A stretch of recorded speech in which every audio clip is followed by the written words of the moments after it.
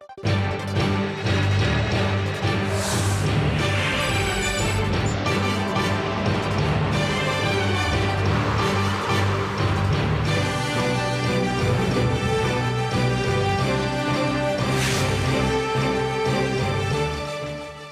and welcome to our newscast. It's good to have you with us at this hour. I'm Daniel Choy. Let's start with President Park Geun-hye's visit to the U.S. She will be there this week for a summit with her U.S. counterpart Barack Obama. And of course, her 4-day trip begins on Tuesday. The two leaders will meet on Friday to discuss the South Korea-U.S. alliance and peace and stability in Northeast Asia. They may also adopt a statement containing a strong message against North Korea's missile and nuclear weapons development. On Thursday, President Park will become only the second South Korean leader since Lee Myung-bak to visit the Pentagon. She will also attend a lunch hosted by Vice President Joe Biden the same day. Prior to that, on Wednesday, she will visit the NASA Goddard Space Flight Center as part of efforts to strengthen bilateral cooperation on space issues. President Park will be accompanied by 166 business leaders, the largest contingent to date. Chinese and Japanese media continue to report on North Korea's military parade, mostly emphasizing the ties between Beijing and Pyongyang. The U.S., however, has so far declined to comment. Lee Soo-eun tells us more. Liu Yin-shan, the fifth most powerful member of China's Politburo Standing Committee, Beijing's highest decision-making body, stood next to leader Kim Jong-un throughout North Korea's military parade on Saturday. China's official Xinhua news agency reported that Liu spoke to Kim and his two highest-ranking officials about the importance of bilateral cooperation. They also were said to have discussed holding regular talks among top officials, strengthening economic and trade cooperation, and increasing civilian exchanges. Japan's Yomiuri Shimbun newspaper reported that North Korea's main focus with the parade was making a show of its ties to Beijing by featuring Liu on the live broadcast by its state-run Korean Central Television. Another Japanese daily, the Mainichi Shimbun, pointed out that Kim made no direct mention of the North's nuclear program in his speech, which the paper interpreted as a diplomatic gesture toward its longtime ally China and its push for a nuclear-free Korean peninsula. What Kim did mention, however, was war with the United States. Today's parade proudly shows our military might to the rest of the world. Our forces have been trained and refined over the past 70 years. We are ready to deal with any threat and attack by the United States. The White House and the U.S. State Department both declined to comment on Kim's speech, which foreign affairs experts read as a decision made in consideration of the fact that North Korea could still launch a provocation. Lee Soo-eun, Arirang News. Staying on North Korea's weapons capabilities, an arms analyst has cast doubt on North Korea's claim that its KN-08 intercontinental ballistic missiles are capable of carrying a nuclear warhead.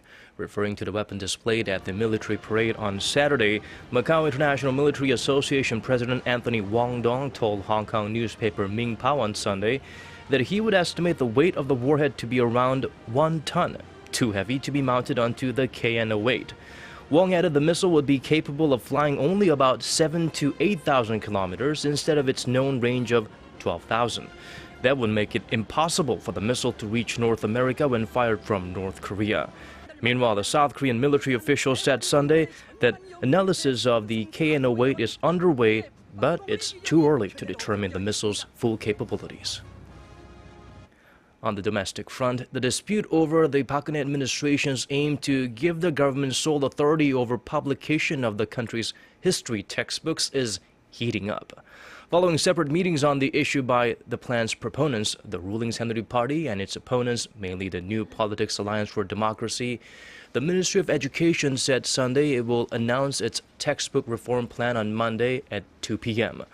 While the ruling party says uniformity is essential, the opposition says state-authored textbooks would whitewash Korea's history of authoritarian rule. A teachers' association whose membership encompasses 40% of Korean educators voted for the government plan on Sunday, with 62% in favor. However, the number of academics and civic groups signing on to petitions against the push is also on the rise. The UNESCO World Heritage Committee has let the world know about the ugly truth behind wartime industrial facilities in Japan that recently made it into the prestigious list. The committee on Sunday published on its website the minutes of a meeting in Bonn, Germany in July that include a statement by Japan's ambassador to UNESCO, Kunisato. He said, quote, "There was a large number of Koreans and others who were brought against their will and forced to work under harsh conditions in the 1940s at some of the sites. Tokyo is required to submit a progress report to World Heritage officials by the end of 2017 on steps it is taking to make the abuses public. It remains to be seen whether Japan will fulfill that pledge, as some Japanese officials have continued to deny Tokyo's use of forced labor, which led to the deaths of most of the victims." Labor unions are to blame for the slow pace of efforts to reform the financial sector. That's according to Korea's finance minister. At a press conference during the International Monetary Fund and World Bank meetings in Peru, Choi Kyung-hwan said labor unions have too much power and that the solution would be to give consumers of financial services more choices. To speed up the pace of financial reform, Che said the government plans to step up restructuring the shipbuilding, steel, petrochemical, and construction industries. The finance minister also spoke about this year's meetings in Lima, saying the biggest accomplishments is the agreement struck by G20 member nations on a plan to combat tax evasion by multinational corporations. While still mulling the Transpacific Partnership Agreement, Korea is shifting its focus to another mega free trade deal, the Regional Comprehensive Economic Partnership, or RCEP. The 10th round of negotiations will be held in Busan this week. Kwon So-hwa reports. Korea lost the chance to join the Trans-Pacific Partnership Agreement, or TPP, as a founding member, but is mulling its options for potential participation in what will be the largest trade pact in the world. In the meantime, there is another mega trade pact waiting to be concluded, the Regional Comprehensive Economic Partnership that Korea is a member of. The pact includes the 10 member states of the Association of Southeast Asian Nations and 5 other states that, like Korea, already have trade pacts with the ASEAN member countries. The 10th round of RCEP negotiations will get underway this week in the southern port city of Busan, and it's the first time since the pact's launch in 2012 that the talks will happen in Korea. Korea's trade ministry says the guidelines for market liberalization will be on the agenda, as well as discussions on property rights and electronic commerce. The RCEP's current member countries have a combined population of around 3.4 billion people, much more than the TPP, and a trade volume of almost 30%. But the collective GDP of the participating countries is much smaller than the TPP. Given the size of these two mega trade deals, experts say it's important for Korea and other emerging countries to weigh their options before joining the TPP. But they say there will be time enough to consider it. The only chance to join the TPP negotiation from any outside member, including Korea, is the TPP is actually ratified and entered into force. Realistically speaking, we expect it'll take about 1 or 2 years. Media outlets in Thailand and Indonesia say there are worries that their country's exports will weaken when pitted against Vietnam, Singapore, and Malaysia, which are members of both mega trade pacts. Experts say with the U.S.-led TPP agreement completed, negotiators working on the China-backed RCEP are now under pressure to ink a deal by the end of the year. Kwon So-hwa, Arirang News. Moving on to some sporting news, the Olympics for soldiers around the world, the Military World Games, wrapped up on Sunday. After 10 days of intense competition between participants from 117 countries, Russia took home 59 golds en route to landing at the top of the medal table. It's the country's 4th victory and the first after a dry spell since 2007. Brazil was the runner-up and China finished 3rd. Host nation South Korea finished 4th with 19 goals, which was something for the home team to celebrate, as it is the country's best record in the competition to date.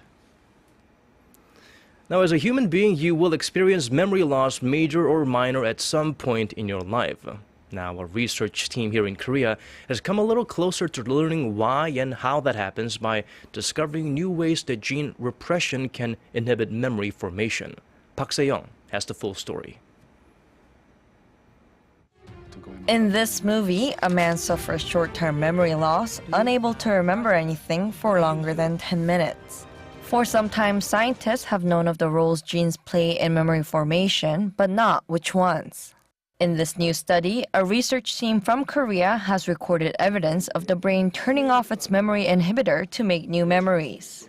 Using electric shocks, the scientists trained several mice to fear being put in a cage. They compared their reactions against an untested control group after 5, 10, 30 minutes, and 4 hours by performing RNA sequencing and ribosome profiling on the hippocampus, a seahorse-shaped structure that has a central role in memory formation. The study showed the gene NRSN1, one of the 104 identified genes that were expressed differently in the trained mice, acts as a suppressor of long-term memory formation. Mice without the memory suppressor genes did not move inside the cage, while mice with overexpressed genes forgot about the electric shocks and moved around freely. Additionally, scientists found that activating the estrogen receptor alpha in the hippocampus also impairs memory formation. The suppression of protein-coding genes and early repression of specific genes on the molecular level play a key role in the formation of long-term memory. The study highlights the need to understand gene regulatory events during memory formation.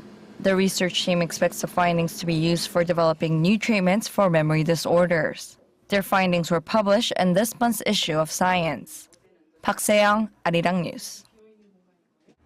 And now for a quick look at the weather before we go. Break out those windbreakers and thermal undergarments and pack an umbrella if you're in Korea on Monday.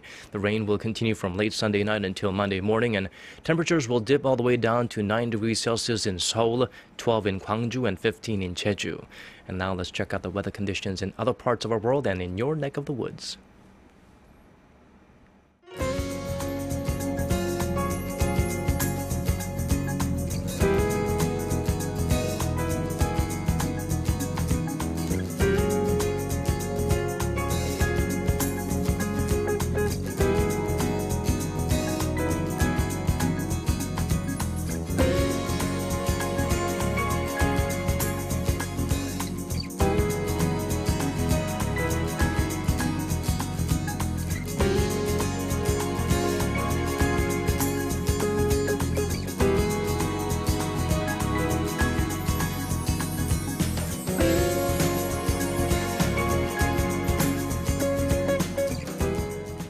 That's it from us. Thank you for watching. Here's wishing you a smooth transition to a new work week.